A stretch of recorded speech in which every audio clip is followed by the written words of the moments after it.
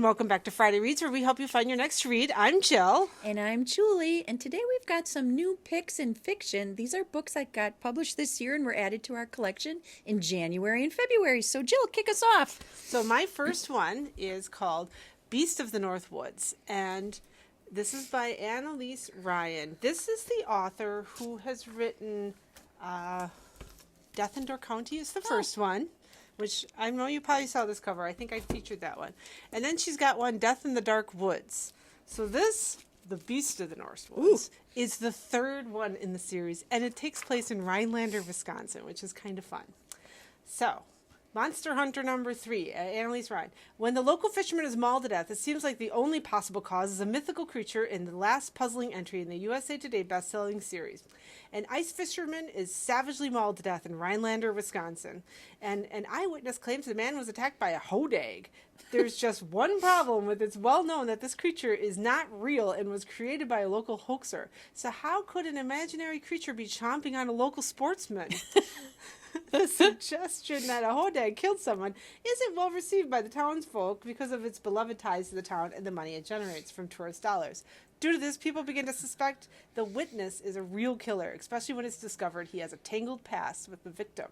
The witness to the attack happens to be a nephew of Morgan Carter's bookstore employee Rita Bosworth, who convinces the professional cryptozoologist to travel to Wisconsin to prove that a hodag not only exists, but killed the victim. Clues may be hard to come by, but one thing's for certain, something killed that man, and that something now has its eyes focused on Morgan. So, if you want a little Beast of the North Woods, you want to go to Rhinelander and search for hodags. I have the Death in Door County one on my to-be-read list. I haven't read her at all.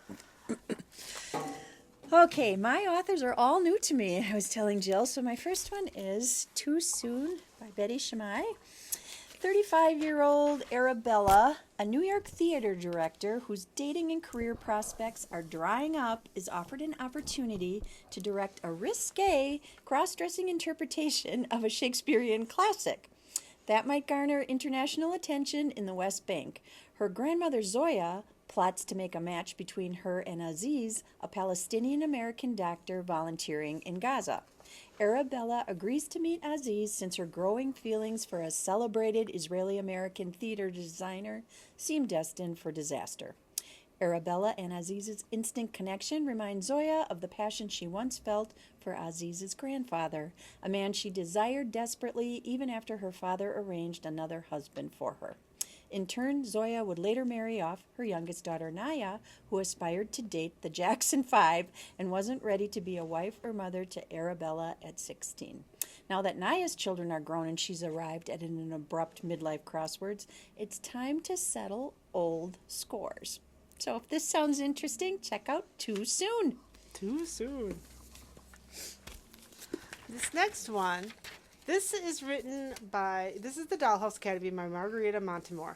This is the author of Una Out of Order, which I don't know if you know that book, but I loved that book. So, Ivy Gordon is living on borrowed life on borrowed time. For the past 18 years, she has been the most famous star at the Dollhouse Academy, the ultra-secretive elite boarding school and talent incubator that every aspiring performer dreams of attending.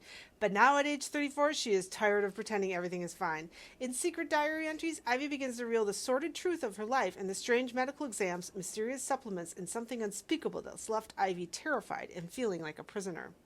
As she forces herself to confront the most painful parts of her past, she begins to realize something as truly sinister might be powering the Dollhouse's success. Ramona Holloway is her best friend. Grace Ludlow grew up idolizing Ivy. Now both 22, neither has made much headway in showbiz until a lucky break grants them entry to the Dollhouse. They're enchanted by the picturesque campus and a chance to perform alongside their idols, though nothing prepares them for the fiercely competitive training boot camp. When Ramona begins to receive anonymous, threatening messages, it's easy to dismiss them as a prank from a rival. Her bigger concern is Grace's skyrocketing success, while Ramona falls ever further behind. But the messages grow more unsettling, as does the life at the Dollhouse. Can Ramona overcome her jealousy and resentment to figure out what's really going on? And can Ivy finally find her voice before another young performer follows her catastrophic path to stardom? So, the Dollhouse. You going to read this one? Maybe. My second pick is Allie Smith's Glyph. This is a moving and genre-bending story about our era-spanning search for meaning and knowing. An uncertain near future, a story of new boundaries drawn between people daily, a not very brave new world. Add 2 children and a horse. From a Scottish word meaning a transient moment, a shock, a faint glimpse, glyph explores how and why we endeavor to make a mark on the world. In a time when Western industry wants to reduce us to algorithms and data, something easily categorized and predictable, this author shows us why our humanity, our individual complexities, matter now more than ever. So check out Glyph. Glyph. Okay, so my next one is The Dressmakers of London by Julia Kelly. This is the author of The Lost English Girl. Isabella Shelton has always found comfort in the predictable world of her mother's dressmaking shop. Mrs. Shelton's fashions, while her sister Sylvia turned her back on the family years ago to marry a wealthy doctor whom Izzy detests. When her mother dies unexpectedly, the sisters are stunned to find they've jointly inherited the family business. Izzy is determined to buy Sylvia out. But when she's conscripted into the WAAF, she's forced to seek Sylvia's help to keep the shop open. Realizing this could be her one chance at reconciliation with her sister, Sylvia is determined to save Mrs. Shelton's fashions from closure and financial ruin. Through letters, the sisters begin to confront old wounds, new loves, and the weight of a family legacy in order to forge new beginnings in this lyrically moving novel. So, The Dressmakers of London, a sister story. That's kind of fun. That's cool. My third pick, I have to confess, I pulled off the shelf simply because of the beauty of this book. Sprayed edges. Sprayed edges is right. This is Bull Moon Rising. In a world of magical artifacts and fantastical beings, a woman determined to save her family joins forces with an unlikely partner in this steamy romantasy by USA Today best-selling author Ruby Dixon. As a holder's daughter, Aspeth knows the importance of magical artifacts, which is why it's a disaster that her father has gambled all theirs away. Now that her family is in danger of losing their hold and their heads, if anyone finds out the truth, Aspeth decides to do something about it.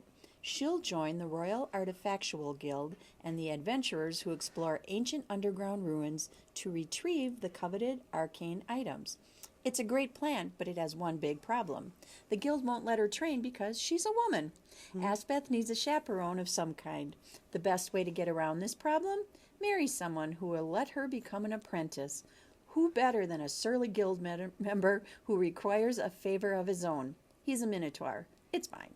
Who is her teacher? It's also fine. And he's about to go into rut, which is where it starts to get tricky. He also has no idea she's a noble. Oops, and he'll want nothing to do with her if he discovers her real identity. Now she just has to pass the guild tests, thwart a fortune hunter, and save her hold. Oh yeah, and survive a rut with her monstrous, horned husband, whom she might be falling in love with. It's time to start digging deep, literally. So check out Bull Moon Rising by Ruby Dixon. A pretty book to hold. It's a beautiful book. Romantasy. We do have a thing on romantasy if you look at our playlist. Yeah, this is a steamy romantasy. That's what they like. This is The Edge of Water by Olafunk Grace Bancold. This was just published last month, February 4th.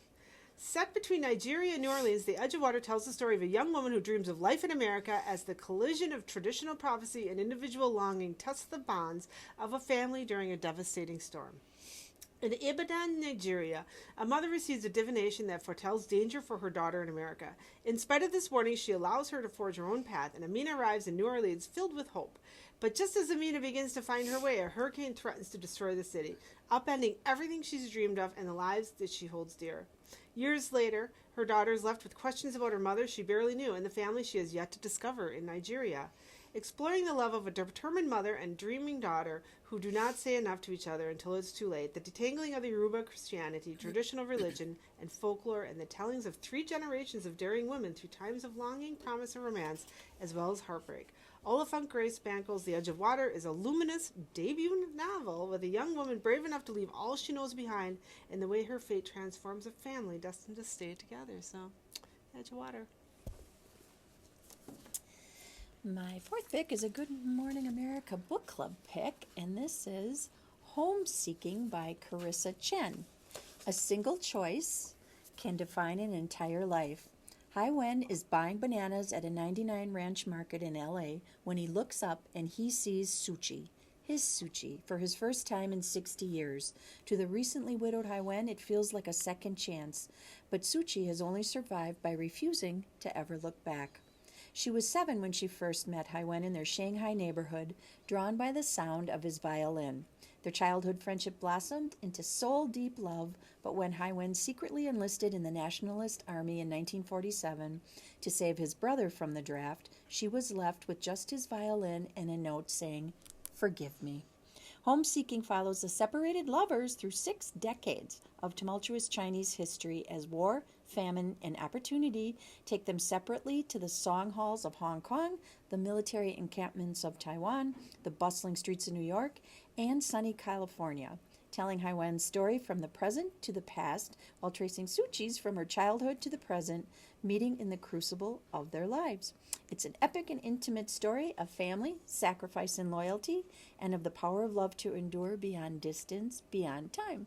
So I think this one might go on my to-be-read list, too. It's had a good review, 4.29. Nice. My last one, it's kind of a beachy read.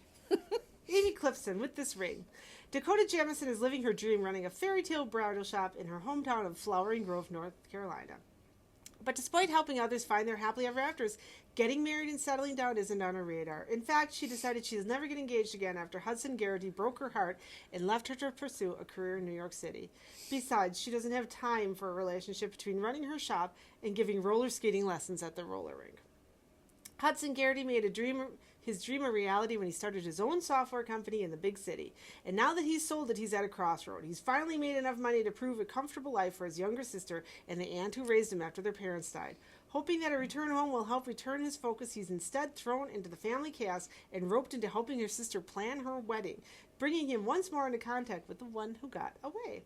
As Hudson's sister's wedding date draws closer, he starts to remember how much he loved Flowering Grove and the small-town life, and as he and Dakota start to wonder what could have been, they reevaluate what went wrong between them. Will Dakota and Hudson find their hearts to forgive each other and forge a new life together? Find out in this one, published January 1st of this year with This Ring. My last pick is My Friends by Hisham Matar. He's the Pulitzer Prize-winning author of the book The Return. The trick time plays is to lull us into the belief that everything lasts forever, and although nothing really does, we continue inside that dream. One evening, as a young boy growing up in Benghazi, Khalid hears a bizarre short story read aloud on the radio about a man being eaten alive by a cat. Obsessed by the power of those words and by their enigmatic author, Hossam Zawa, Khalid eventually embarks on a journey that will take him far from home, to pursue a life of the mind at the University of Edinburgh. There, thrust into an open society that is light years away from the world he knew in Libya, Khalid begins to change. He attends a protest, only to watch it explode in tragedy. In a flash, he finds himself injured, clinging to life, in exile, unable to leave England, much less return to the country of his birth. To even tell his mother and father back home what he has done on tapped phone lines would jeopardize everyone's safety.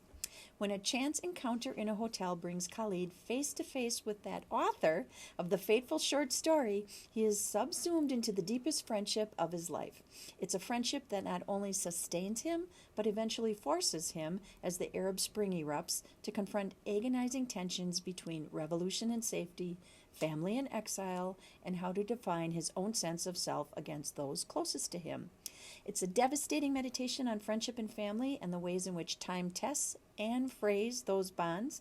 It's an achingly beautiful work of literature by an author at the peak of his powers, was how this book was described. So check out My Friends. Also great reviews. It got 4.32 on Goodreads for this one. This one was added to our collection in January. So I hope if you're looking for something new to read, you can get, we gave you a good idea what you're going to find on our new bookshelves, you know. It's right there when you walk in with the yellow stickers on it. A lot of these were new authors to me, so that's kind of exciting. Find our videos on our Kimberly Public Library Facebook page, YouTube channel, and our website. And until next time, Jill and I thank you for watching. Bye! Bye!